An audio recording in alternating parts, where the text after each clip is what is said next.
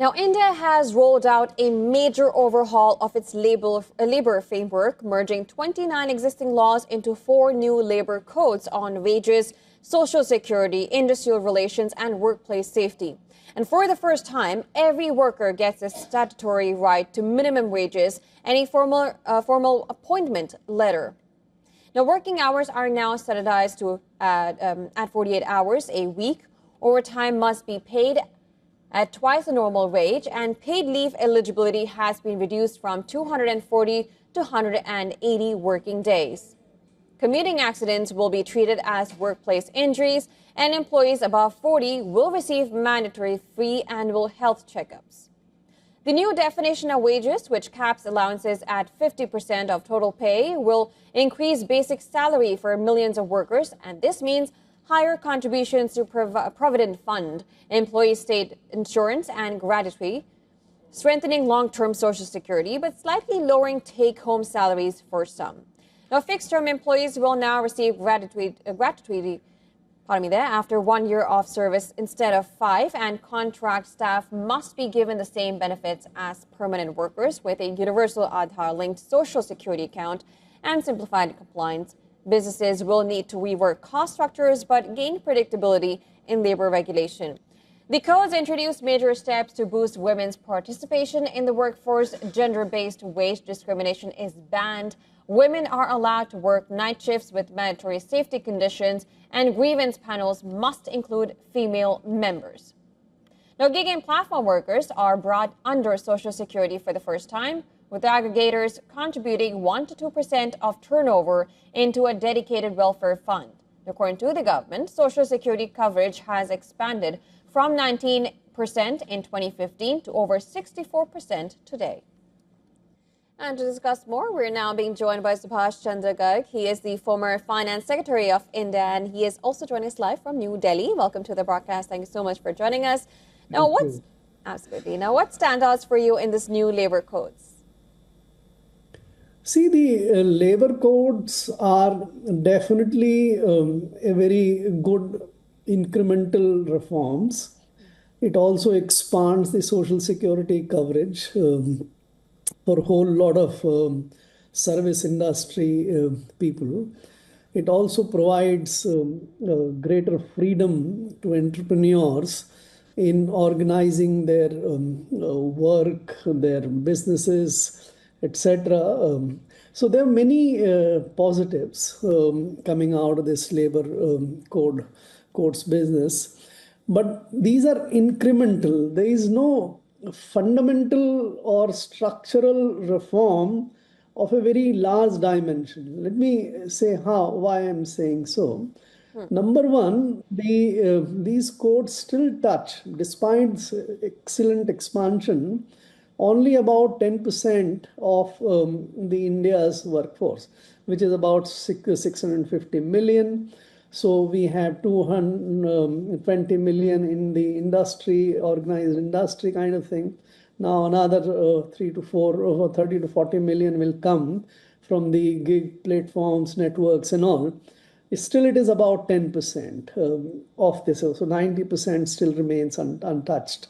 Second, the reorganization, it's more of a consolidation of the existing things. For example, the workplace safety code brings 13 different kind of workers which were there earlier covered by different laws. Now they're covered by the new code, but there is not much change in their coverage or their conditions. Likewise, employers, entrepreneurs have got more freedom, but their freedom to hire and fire, their freedom to sort of reorganize the working conditions and the factories and the networks are still much the same way.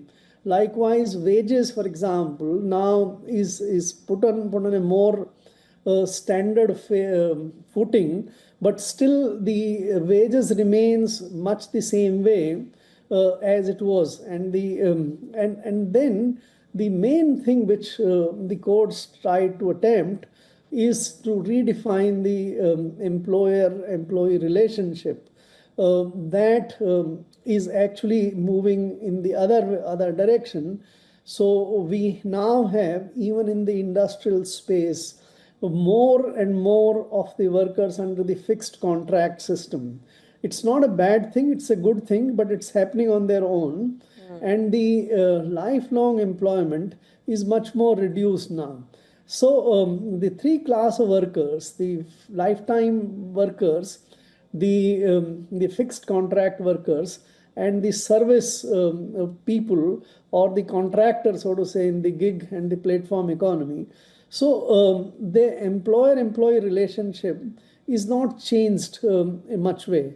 So this is good, but a lot of more structural reforms would be needed to take into account the big changes which are happening all over, like this digitalization, what automation did in the factory space.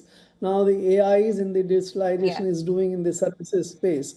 That is not getting affected or factored in by these codes. Absolutely. Well, you've underlined some really great points, which for a common person who is watching news might not be able to tell by just what we already know about it. Thank you so much for bringing that in.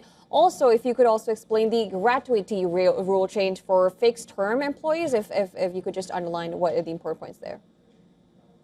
So, in the manufacturing industrial space, the trend is very clearly for the factories and the entrepreneurs to employ people for lifelong to the fixed contract. This is the modern requirement. There is nothing wrong about it, and the codes sort of sanctified what was happening for last many years in by way of schemes and the amendments, local amendments. So fixed contract had come in. Now I understand that even in the manufacturing industrial space, about 45% and more workers are under the fixed contract. This will get further accentuated. More and more of the employment will get converted in, and the government schemes for like the schemes, this Viksit Bharat Rozgar Yojana, which has now been implemented, also encourages contractization or fixed contract kind of business movement of the labor. So that is in thing. Maybe next 10 years or so, we will hardly have about 10-15% of the employees in the organized sector under the lifelong employment kind of thing. The fixed contracts don't affect the gig and the platform and the network workers. They are contractors. They're not strictly employees or the workers, so to say. So that doesn't get affected. They are already on contract. So if you take them together, roughly about 80-85% of the workforce is contract. Absolutely, and that's a very important point, which one might not be able to say it on face value. But thank you so much for bringing us all the details, of course, breaking it down for us to understand it even more. Thank you so much for joining us on the broadcast. Thank you.